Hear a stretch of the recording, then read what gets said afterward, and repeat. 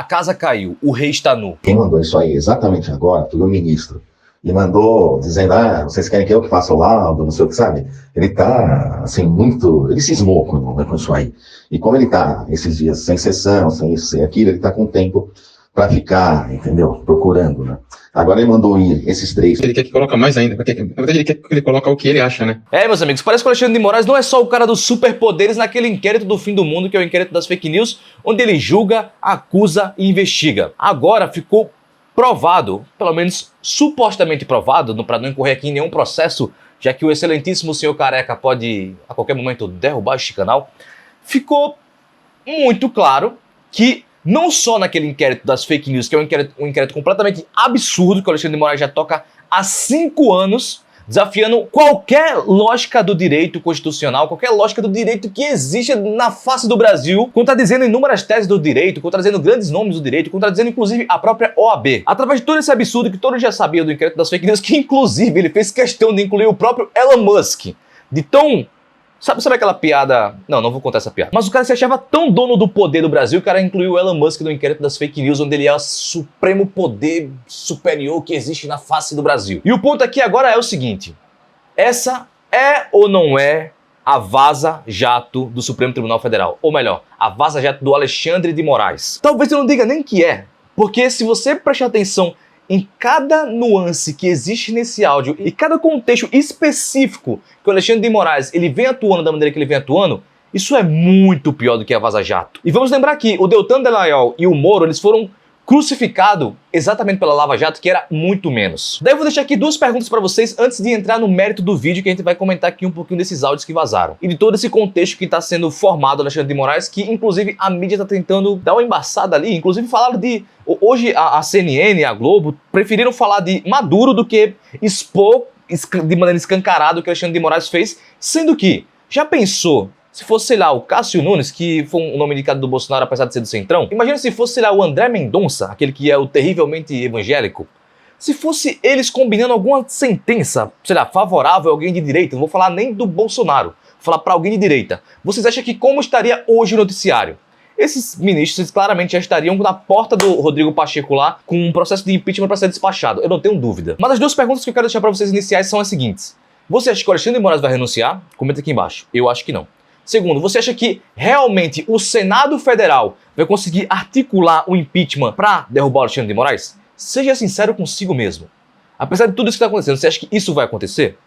Pessoal, eu quero lembrar para vocês que quando o Alexandre de Moraes resolveu peitar o Elon Musk, inclusive ameaçando banir o Twitter do Brasil, ia colocar o Brasil na posição de que seria o único país democrático onde o Twitter, ou melhor, o X, não é autorizado, nem nessa época eles conseguiram se mobilizar para colocar o impeachment do Alexandre de Moraes na mesa do Rodrigo Pacheco.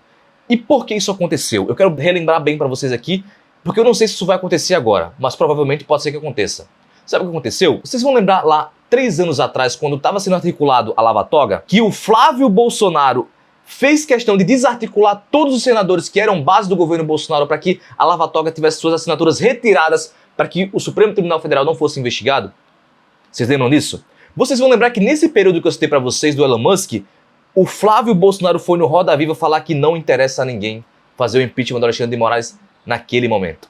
Então, agora que o Alexandre de Moraes ele teve sua vida escancarada, na verdade sua vida não, ele teve suas intenções escancaradas por trás do gabinete dele na Suprema Corte e na figura dele como presidente do TSE, com conversas do gabinete dele diretamente com agentes lotados no TSE para combinar relatório e atacar exclusivamente figuras de direita que eram oposição ao Lula, que na verdade são oposição ao Lula. Todo esse contexto de agora, primeiro, deixa claro aquilo que o Alexandre de Moraes já demonstrava ser, que todo mundo já sabe, que é um cara autoritário que acha que tem poderes ilimitados, e ele vai ferir, sim, ele vai ultrapassar as linhas que sejam para poder provar o poder dele. E nesta situação, se realmente nós fôssemos um país sério, o Alexandre de Moraes ele estaria em um risco que valeria mais a pena ele tentar renunciar do que necessariamente passar por esse processo de impeachment. Eu quero só pontuar alguns trechos aqui do áudio para você ver o nível de gravidade que tudo isso tem e como isso é diferente da Lava Jato. Olha só essa parte aqui que ele fala, abre aspas, a partir desse relatório, ao invés de colocar Supremo Tribunal Federal,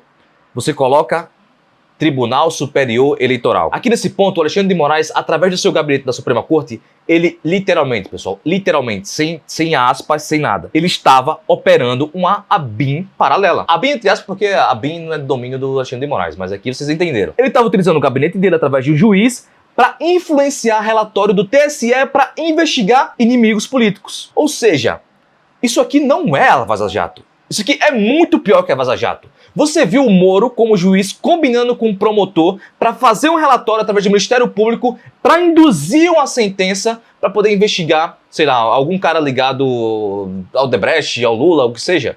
Não. E para além disso, o Moro, ele é um juiz de primeira instância, ele não é um ministro da Suprema Corte do país. Muito menos ele era presidente do Tribunal Superior Eleitoral, onde era o responsável pelas eleições de 2022. Ou seja, não existe aqui fazer uma comparação entre Vaza Jato e isso que aconteceu agora com o Alexandre de Moraes. O que aconteceu com o Alexandre de Moraes agora e tudo isso que mostra do caráter do Alexandre de Moraes é muito pior do que a Vaza Jato. Inclusive, eu quero parabenizar aqui, talvez faça um recorte no futuro, mas quero parabenizar a Folha de São Paulo pela coragem, inclusive o jornalista Glenn Greenwald, porque eles tiveram coragem de expor o Alexandre de Moraes e hoje, todo mundo sabe, é notável que as pessoas têm medo de falar do Alexandre de Moraes, têm medo de confrontar o Alexandre de Moraes e eles tiveram essa coragem de pegar esse arquivo que eles receberam de 6 GB e expor tudo para que as pessoas pudessem observar o que o Alexandre de Moraes estava utilizando, aparelhando o seu gabinete do Supremo Tribunal Federal com o TSE. Daqui tem outro ponto do áudio que eu achei muito curioso, que ele fala, abre aspas, atualmente o juiz passa por uma fase delicada, então qualquer peninha pode se tornar uma situação de duas cabeças para ele. Isso aqui deixa muito claro para mim o seguinte,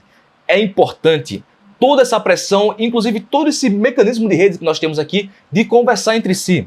A regulamentação da mídia não é por acaso que eles querem passar, pessoal. Eles querem passar porque eles não querem que vocês tenham esse tipo de interação aqui, que vocês consigam ter esse tipo de conteúdo e ele seja massificado através do YouTube, Instagram, TikTok, enfim, qual rede social que seja.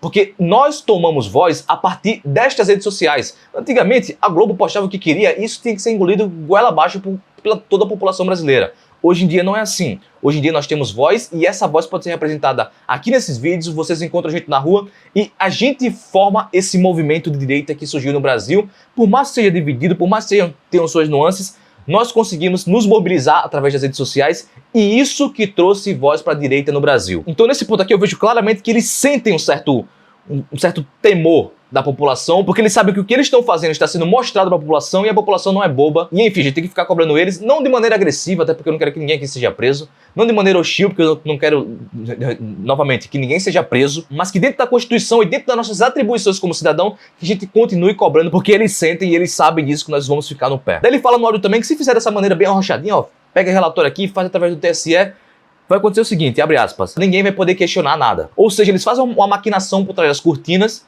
para que no final você não saiba nada disso e, enfim, você não questione nada. Mas como eu falei aqui, as redes sociais estão aqui para isso e a gente vai continuar questionando tudo. E esse trecho aqui do áudio que eu vou citar para vocês agora, para mim, é o mais forte. Assim, tá claro que eles estavam combinando um relatório, tá claro que estava usando o gabinete do Alexandre de Moraes para influenciar no TSE e através do juiz instrutor passar uma demanda para alguém do TSE para formular um relatório de investigação contra o seu adversário, tá muito claro aqui o que estava acontecendo. E eu vou ler aqui para vocês, abre aspas. Embora saibamos que entre nós é mais fácil, porque temos em comum a figura do ministro, ou seja, Alexandre de Moraes, se alguém for questionar, vai ficar uma coisa muito descarada. Ou seja, o cara próprio assume que vai ficar descarado porque o que eles estão fazendo é errado. Aí abre aspas, novamente, fechei aqui no descarado. Juiz instrutor lá do Supremo manda para alguém lotado no TSE e esse alguém, sem mais nem menos, obedece e manda um relatório, fica chato. Se isso aqui não é uma prova para demonstrar que o Alexandre de Moraes estava utilizando do seu poder, inclusive, utilizando do seu poder não, ele estava fazendo um abuso de poder, acho que é a lei 13.000 e alguma coisa. O Alexandre de Moraes claramente aqui praticou um abuso de poder. Se isso não está claro para a justiça, para os senadores e para o Rodrigo Pacheco, pessoal, nada mais vai ficar claro para a gente tentar conseguir um impeachment no Alexandre de Moraes. Simples. Então eu estou muito ansioso, inclusive, para ver a repercussão disso dentro da esquerda. Porque com a Vaza Jato foi todo aquele barulho, toda aquela movimentação, e puxa daqui, mídia dali, Lula daqui, opositores dali, todo mundo se juntou para atacar o Moro, inclusive quase acabou com a vida do cara. Agora eu quero muito ver a posição da esquerda nessa situação do Alexandre de Moraes, e eu quero ver muito a posição da mídia, principalmente da Globo, com essa situação aqui do Alexandre de Moraes também. Todo mundo sabe que no Brasil a justiça é injusta. E ver esse tipo de coisa aqui acontecendo Para além do bandido que o policial vai lá, prende, o cara roubou, o policial prende, o cara vai na delegacia, na outra hora o cara é solto. Para além dessa situação que já é revoltante, essa situação aqui do Alexandre de Moraes, um cara que claramente se coloca como um cara que pode tudo e vaza uma coisa dessa aqui, não acontece nada com ele, é muito mais irritante para mim. Porque o vagabundo que está sendo preso pela polícia, eu sei que ele não é inofensivo, eu sei que ele causa um mal tremendo para a sociedade, mas o Alexandre de Moraes com uma caneta, vocês não têm ideia da influência que ele pode ter de desastre no Brasil. Então eu realmente espero que a gente consiga se mobilizar, que os senadores eles consigam se mobilizar e que pressionem o Rodrigo Pacheco para que a gente consiga de fato conseguir passar algum impeachment, pelo menos um pedido de impeachment, pelo menos que tenha votação disso, para que o Alexandre de Moraes ele sinta que aqui no Brasil, por mais que o nosso presidente diga que nós vivemos uma democracia relativa, aqui no Brasil ainda existe democracia e ainda existe pessoas que querem lutar por esse Brasil, que não largaram a bandeira e que não deixaram o inimigo usufruir de tudo, se deixando vencer pelo cansaço. Pessoal, vocês sabem que chegou o ano de eleição, basicamente estamos à porta, de 16 de agosto começa já a campanha eleitoral, podendo divulgar número, etc, etc. Eu estou aqui no Nordeste, eu moro em Natal, para quem me acompanha de fora, e eu me propus a tentar virar o jogo aqui. E é muito difícil, eu falo pra vocês, é muito difícil. Eu tô lutando com caras aqui que literalmente tô comprando cabo eleitoral, tô comprando pessoas em comunidades, tô comprando voto adoidado e a gente tá sem orçamento nenhum, basicamente. Então eu conto muito com a ajuda de vocês para que vocês doem na minha vaquinha. Eu preciso bater a primeira meta de 10 mil doados na vaquinha. Então aqui, ó, queroapoiar.com.br/FaustinoRN, tudo em maiúsculo. Dou a partir de R$20, não vai fazer nenhum mal para você. 20 conto, sei lá, um almoço. Divide esse almoço aí comigo, porque a gente precisa lutar pelo Nordeste também, porque se o Nordeste não mudar, o Brasil não muda. São 54 milhões de pessoas no Nordeste que, via de regra, sempre decidem eleições. E a gente veio aqui desbravar esse mato que existe no Nordeste, tirar essa força das oligarquias e tirar a força do PT, porque hoje o PT retém o poder ideológico e as oligarquias o poder econômico do Nordeste e eles se juntam e fazem o que querem com a nossa região. Então a gente está se propondo para fazer uma política de ruptura a tudo isso e não está sendo fácil, pessoal. Então espero contar com a tua ajuda. Esse foi o vídeo, comenta aqui embaixo a tua opinião. Aguardo-se até a próxima. Outra coisa, peraí. Não se esquece de se inscrever nesse canal. Ativa o sininho também, porque o YouTube ele não está recomendando mais o conteúdo de política. Então ativa o sininho para você acompanhar todos os vídeos. Aguardo-se até a próxima. Agora sim, forte abraço meu e vamos lá.